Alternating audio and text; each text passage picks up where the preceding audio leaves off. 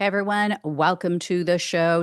As you guys all know by now, the big but ugly bill passed last week.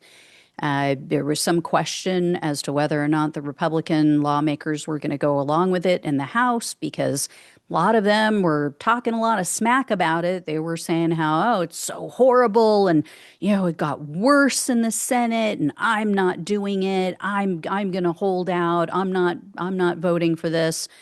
In the end, one guy, one person decided, no, I'm going to have principles and I'm not going to vote for this.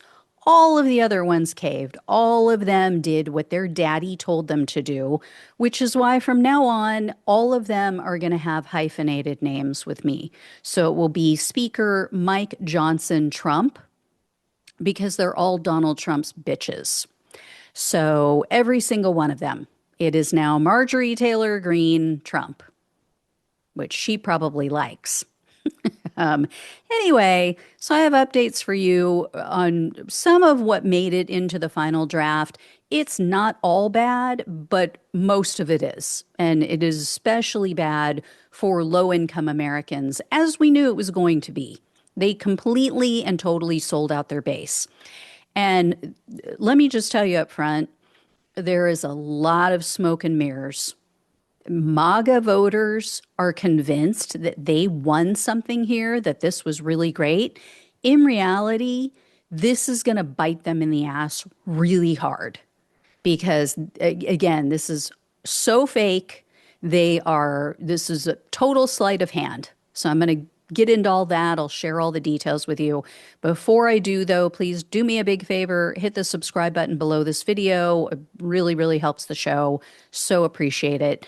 So first, I want to share a video clip with you guys to show you who is going to be hurt the most by Donald Trump and the MAGA party's callous and cruel Medicaid cuts and new verification requirements. So take a look at this. The front lines of the Medicaid debate are right here in Courtney Leader's kitchen. The Missouri mother of five wrote her Republican Senator Josh Hawley to explain how slashing benefits would be devastating to her 9-year-old daughter Serena, who lives with brain damage and cerebral palsy. Our private insurance won't cover the formula. It doesn't cover the feeding tube pump. The hit on our budget, it would be over $1,500 a month just for the formula, just for the pump rental.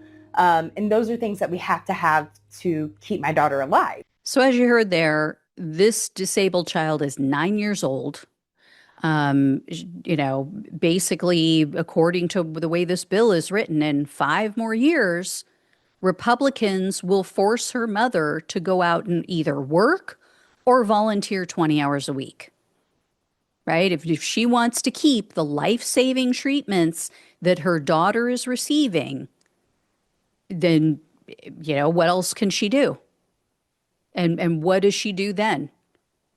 And I would bet money that if this woman goes out, she gets a job, leaves her disabled child with a complete stranger, when this child can't protect herself, God forbid it's someone who wants to do her harm, and then they're going to say to this woman, oh, well, you make too much money, so you don't qualify for Medicaid anymore. So you have to go into more debt to pay for her treatment. That's the way it works. They are damn rich, spoiled, pampered assholes.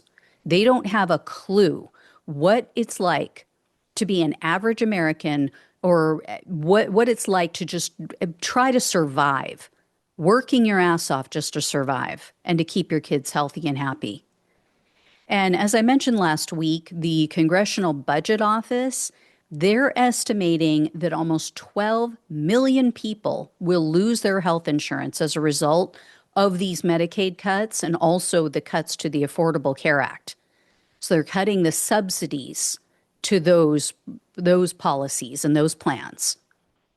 And a lot of these people are seniors because AARP, they said that Medicaid pays for long-term nursing home care for senior citizens more than any other provider in the country because Medicare doesn't cover that. Medicare doesn't cover long-term care. So if you are a senior and you're in a nursing home, good luck. Good luck. I don't know how exactly it's going to impact them, but it's going to have an effect. I guarantee. We will hear the stories. And as I said, this was a lot of smoke and mirrors in this budget bill, and there's tons of MAGA spin around this. Yeah, they're going to provide some seniors with a $6,000 Social Security deduction. However, that deduction ends after 2028. And again, if they need long-term care, the costs are going to far exceed whatever savings they realized. And it's not every senior across the board. So if this was written, which I haven't looked at this exact language on the Social Security, but if this was written the way I mentioned, I think it was a few weeks back, the original iteration of this bill coming out of the House, it was written so that you're not saving anything on your Social Security.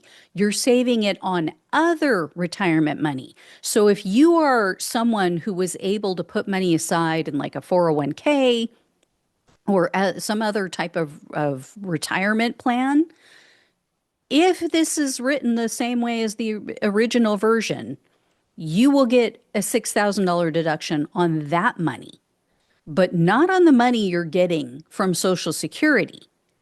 So it essentially will do nothing for Social Security recipients if that is their only source of income. Also, analysts are saying that Social Security, the tax deduction, this is going to hasten the insolvency of Social Security. So, they're taking money out of your pocket with one hand, and then they're handing it back to you with their other hand, and they're telling you, oh, see, you just won something. Look at what I'm giving you. Another example of this is the no tax on overtime. Tens of millions of Americans who work overtime are not provided with employer paid health insurance. So they rely on the Affordable Care Act coverage, and they rely on those government subsidies so that their monthly payments, their monthly premiums aren't astronomical. But, the MAGA budget cuts, like I said, are digging into these ACA subsidies. They're going to cut those back. So health insurance plans are now going to increase as a result. So, oh, great. Okay, well, we're giving you more, to take home and pay from your overtime hours if you happen to work overtime. But if your employer doesn't provide health insurance, like millions of companies across the country, then, oh, well, I guess that extra money is going to be right back out the door to our big dollar donors of the health insurance companies, the CEOs and the owners of these health insurance companies. They're going to take that money that you just saved on your overtime from the taxes. Like I said, taking money out of one of your pockets, putting it in the other, and then calling it a gift. In the Washington Post, they did a breakdown and they gave the following example. They said, quote, a single parent who earns $20,000 a year, for instance, might save about $750 in taxes, but lose benefits worth more than $1,600. So you're out money. You're losing money. And then I also have details about how this bill is going to impact people based on their income bracket. So first of all, here's a chart for you guys to look at. This is created by the Institute of Taxation and Economic Policy. And as you guys can see, people making $27,000 or less, they're receiving the smallest tax savings. It is not even 1%. So for those on the podcast, it's 0.7%. The top income earners in this country are going to reap the biggest benefit.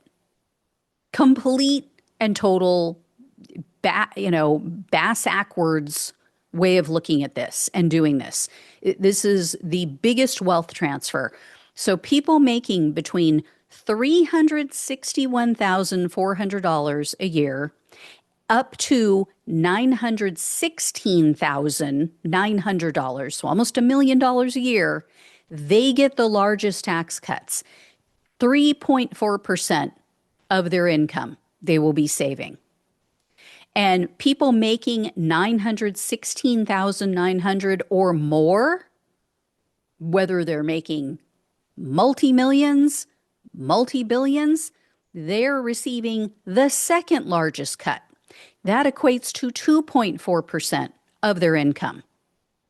And they said 72% of the tax benefits in this MAGA approved bill is going to go to the top 20% of income earners. 72% of the benefits of this bill go to the top 20% income earners in America. So you're talking about people making over $153,600 a year, and they are getting 72% of the benefit. And then 20% of the cuts are going to the top 1%. That's the people making over that $916,900. And I want to note too, and this is really crucial, and we all need to share this with everyone that we speak with. The tax cuts for the lower income Americans are only temporary. The massive tax giveaways to the grotesquely wealthy are mostly permanent. And here's a breakdown. This was provided by the right-wing publication called Market Watch. They cited figures from 3 different tax and economic analysts. So it was from the Tax Foundation, the Tax Policy Center, and the Penn Wharton budget model. They wrote, quote, "In the Tax Policy Center numbers, a household making between roughly $67,000 and almost $120,000 a year would be getting a $1,780 tax cut next year, a 2.3% addition to their after-tax income. The top 20% of households in a band that starts with households making nearly $220,000 and soars to multimillionaire get an average $12,500 tax cut. That's a 3.4% increase in their after-tax income. So the more you make, the larger the tax cut. And not just in dollars, but as a percentage of your income. A complete reverse Robin Hood.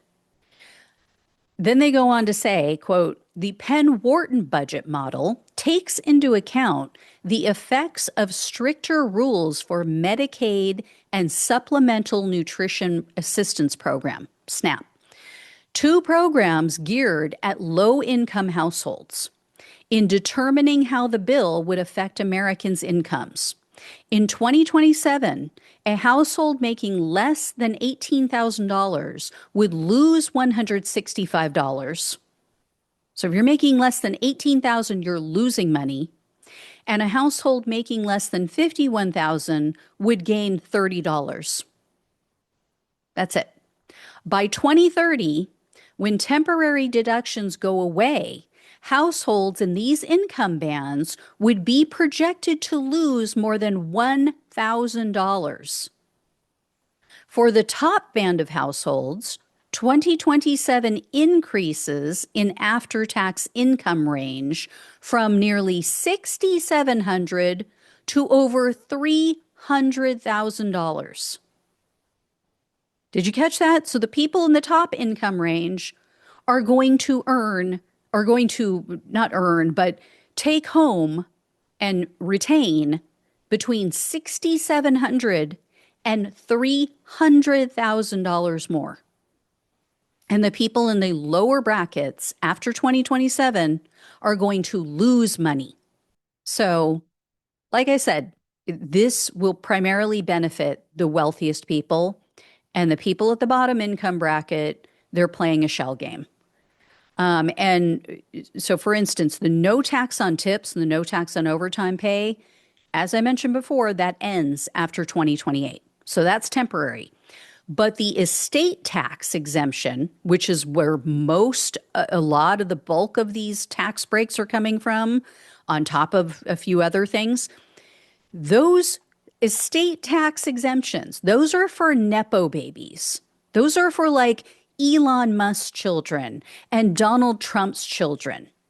Those are permanent. And the MAGA party just increased the amount. So currently, if you're unmarried, if you're an unmarried Nepo baby, you can inherit up to $13.99 million tax free. You didn't work for it. You didn't lift a freaking finger. You just got lucky and were born into an uber wealthy family. Almost $14 million for free. A married Nepo baby, they can write off and they can inherit, or could before this, could inherit $27.98 million tax free. Trump's new budget bill that they just passed, it bumps it up. It's now 15 million and 30 million respectively. And again, that's permanent. That never goes away. Unless Democrats take over and they roll some of this stuff back, that is permanent. And the MAGA party also allowed for write-offs up to $10,000 for auto loan interest. So that would be great. Except for the fact, as we all know, Trump put tariffs on most automobiles. And those far exceed that, whatever it is that people are going to save. And then on top of that, with the tariffs pushing the price of everything up, how many people can actually afford to buy a new car right now? Also, with how much they're increasing the national debt, they're saying this is going to negatively impact interest rates. So they are likely to increase. So that makes a car even less affordable, more unaffordable. So again, sleight of hand, three card Monty, total con job from the MAGA party. There you go. But, MAGA Twitter and the Kool-Aid drinkers over on Truth Social, they think they won something. They are cheering and applauding and celebrating. So good job. Good job. Enjoy that. All right, guys, I will let you know if I hear any more. Thank you so much for watching and listening. Please like, please share, and subscribe. Please donate if you can. Love you all. Take care. Talk with you soon.